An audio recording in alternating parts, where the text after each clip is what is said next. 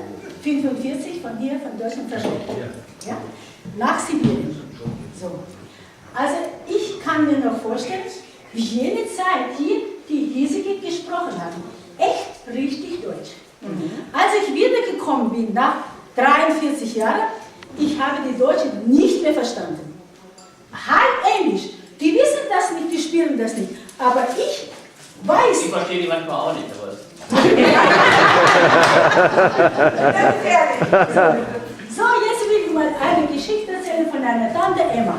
Oh. Die Tante Emma ist gekommen mit dem Vetterjahr auf Deutschland. Mit dem Vetterjahr, ja. Und sind sie gekommen, jetzt sind sie in dem Magazin rein. Ja, sie müssen einkaufen, sie will essen, sie haben Hunger, sind sie hingekommen, kommen sie rein, jetzt stehen die Ware da. Sagt sie, was sollen wir jetzt machen? Sollen wir jetzt reingehen? So, oder müssen wir das annehmen wie die anderen Leute? Wenn sie so wollten, sind sie reingefahren. Jetzt, wie sie das alles gesehen haben, was alles da steht, auf den Prilawki. Das ist Deutsch. Jesus Maria! Ja, was nehmen wir jetzt? Das ist ja alles so eingepackt. Wir wissen ja gar nicht, was das ist. Jetzt haben sie von naheliegenden Woche voll gemacht. Jetzt sind sie heimgekommen, die Woche haben sie beide mitgenommen. Jetzt haben sie mich stehen gelassen. Jetzt sind sie heimgekommen und sagt sie, Jarek, jetzt werden wir sich mit endlich einmal satt essen. Haben sie gegessen. 2 Wochen waren vorbei. Jetzt sagte Tante Emma, oh Jarek, ich bin so krank, mir tut so alles weh, ich kann mich gar nicht mehr rütteln. Sagt er, ja, musst zum Doktor gehen. Jetzt ist sie zum Doktor gegangen, jetzt hat sie den Doktor untersucht, sagt er, oi Frau, Sie sind sehr krank. Sagt er, Sie müssen morgen kommen und müssen mir Ihren Stuhl bringen. Gut, sagt ich bringe morgen den Stuhl. Jetzt ist sie nach Hause gekommen, sagt sie, Jarek, was machst du? Sagt sie, der Doktor sagt, ich soll unseren Stuhl bringen. Und wir sind gerade 2 Wochen von Russland gekommen. Wir haben ja noch gar kein Stil. Wir haben gerade einen Stuhl, den wir haben uns das genommen. Ja, sagt er, ja, was machen wir? Jetzt bringen wir deinen Stuhl. Hat er den Stuhl genommen, ich komme zum Doktor, ich habe meinen Stuhl gebraucht. Sagt die Frau, ich habe Ihnen doch gesagt, Sie sollen Ihren Stuhl bringen. Sagt sie, Nicht von mir. das ist doch mein Stuhl, ich habe keinen Stuhl. Nein, Sie müssen Ihren Stuhl bringen. Gut, sagt sie, ich bringe. Ja, jetzt kommt sie. Han, sagt sie, ja, was sollen wir jetzt machen? Er will den Stuhl nicht. Ich soll den Stuhl bringen, ich sage, ich habe da keine anderen. Sagt sie, Arschloch, unser Nachbarstein haben gestern neue Möbel gekauft. Sagt sie, wir gehen lieber und lernen den Stuhl. Jetzt sind sie zum Nachbar gegangen, haben den Stuhl. Nur ein neuer Stuhl. Der andere Tag ist sie gekommen, hat den Stuhl gebraucht, sagte, hier haben sie mein Stuhl. Ein neuer Stuhl. Sagt die Frau, ich habe doch Ihnen gesagt, Sie sollen Ihren Stuhl bringen, nicht diesen Stuhl. Sagt er, verstehen Sie mich nicht, was ich Ihnen sage? Ja, was werden Sie von mir sagen? Sagt er, bringen Sie Ihre Instrumente. Ja, was ist das? Ich weiß doch gar nicht, was das ist. Was ist das, was ich hab das nicht. Sagt er, soll ich Ihnen sagen, recht deutlich, bringen Sie Ihre Scheiße. Gut. Sagt sie, gut, ich komme morgen bringen. Sagt er, aber nicht morgen. Ich gehe jetzt in Urlaub und nach 2 Wochen komme ich zurück, dann können Sie das bringen. Und ich bin nach Hause.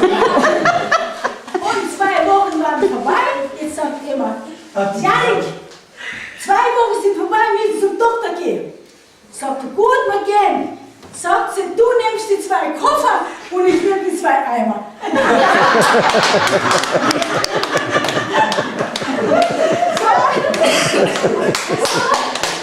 Jetzt muss ein Deutschen, ja? Ja, das stimmt. Anschläge für Träne.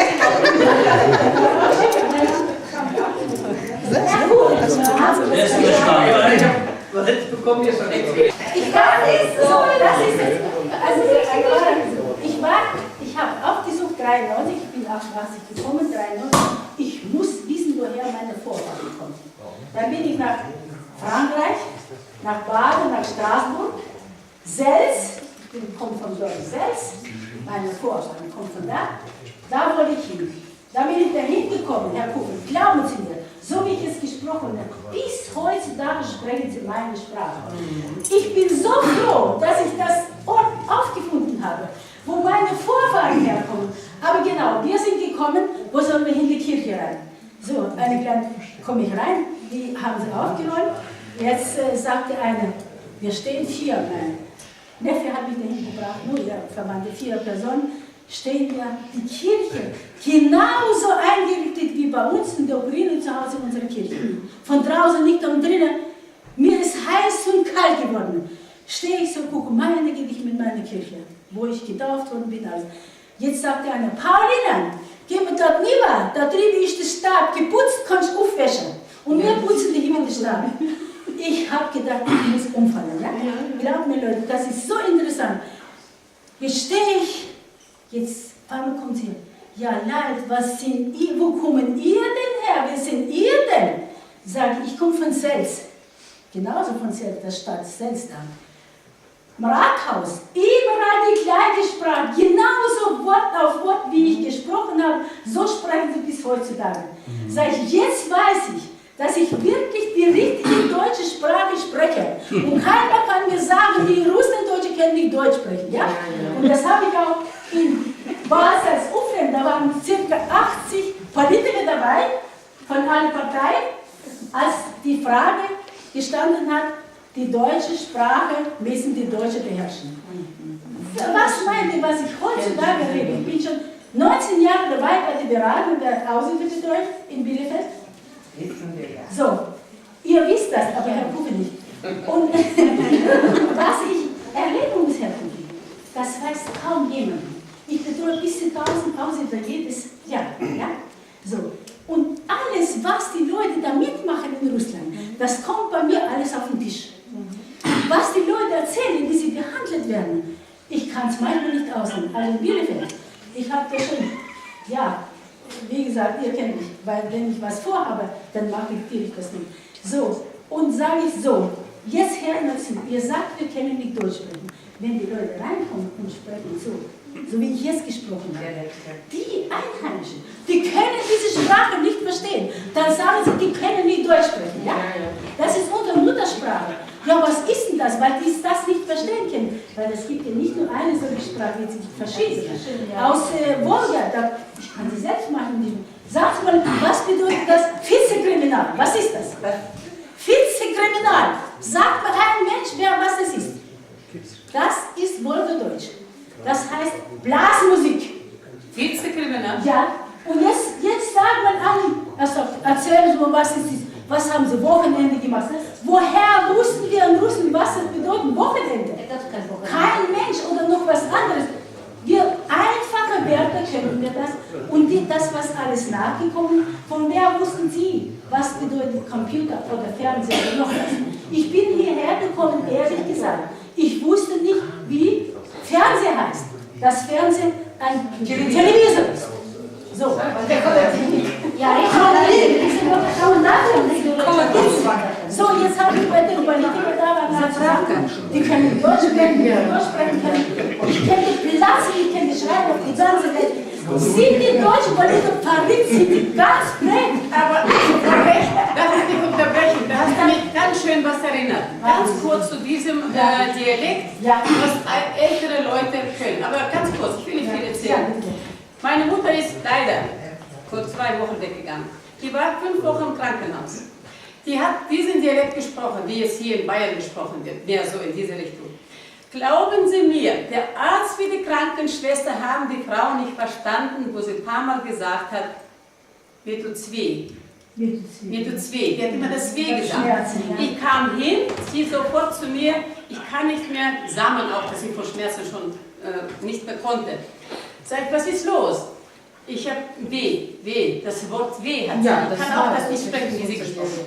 Kam Schwester rein. Ich sage, haben Sie nichts gegen Schmerzen? Wieso? Sag ich, die Mutter kann nicht mehr, der hat Schmerzen. Ja, die soll was sagen.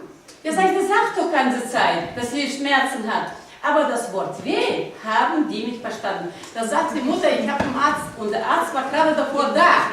Da sagt sie, ich habe dem Arzt auch schon gesagt. Da hat kein Arzt und keine Krankenschwester verstanden das Wort, das weh. Ich wollte dir eines verstehen. Hier in der Politik sind so junge Leute eingetreten wie Thomas Buffon. Was wolltet ihr, dass Thomas Buffon nach 200 Jahren zurückguckt und sagt, pass auf, ich sag mal eines, wichtig ist, dass wir da sind und wir wählen die Politiker und wenn sie auftreten, dann geht bei seiner Station und sagt, die Russen Deutsch, es geht nicht darum, es geht darum, dass man reden soll. Mehr reden soll. Nichts gegen den Herrn Buchner, nichts gegen die Politik. Man muss nur reden, dass vielleicht auch hier ein bisschen mehr Aufmerksamkeit geschenkt wird. Darum geht es. Ein Mensch macht doch keine Religion. Einfach, weil sie mehr zuhören.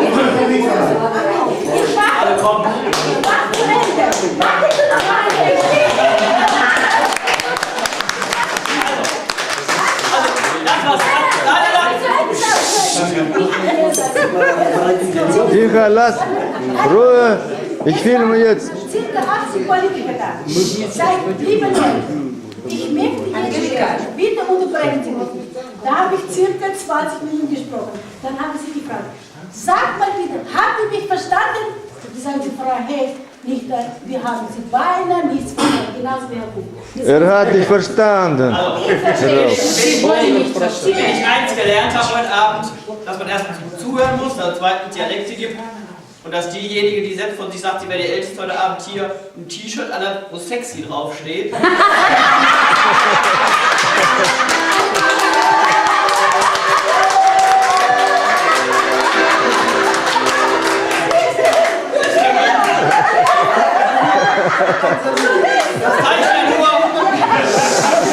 Das zeigt ja nur, Also mit den Frauen der Russlanddeutschen, da muss man immer rechnen. Ne? Jetzt erzähl ich mir ja die Geschichte. Ich war vor 3 Jahren zum ersten Mal in Russland. In Russland, wo? In Nischni Novgorod. Oh, Das ist kein Doktor. Doch, doch.